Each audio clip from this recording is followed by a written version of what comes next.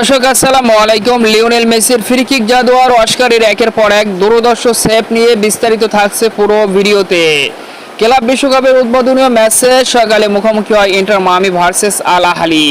দুর্দান্ত এই হাড্ডাহাড্ডি লড়াইয়ের ম্যাচে হয়েছে তুমুল উত্তেজনা আর উল্লাস, যেখানে কেউ কাউকে ছাড় দেয়নি। শেষ পর্যন্ত গোলশূন্য ড্র নিয়েই সন্তুষ্ট থাকতে হয় মেসির ইন্টার মায়ামি ও আল আহলিকে।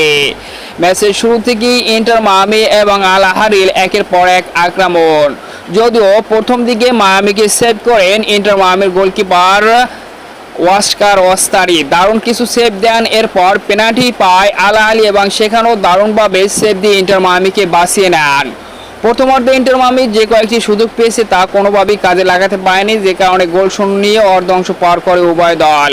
দ্বিতীয় অর্ধে কিছুটা খেলায় ফিরে ইন্টার মায়ামি একের পর এক অ্যাটাক করে। লিওনেল মেসিও বেশ কিছু সুযোগ করে দেয়, তবে ফরওয়ার্ড লাইনের খেলোয়াড়রা সেগুলোকে গোলে কনভার্ট করতে পারেনি। তবে লাস্ট সময়ে লিওনেল মেসি তার ম্যাজিক দেখাতে শুরু করে। দারুণ এক ফ্রি কিক নিয়েছিলেন, সামান্য কিছুর জন্য গোলটা হয়নি মেসির। এরপর লাস্ট সময় তো দারুণ এক শট নেন গোলকিপার, অবিশ্বাস্যভাবে সেই গোলটিকে সেভ দেয়।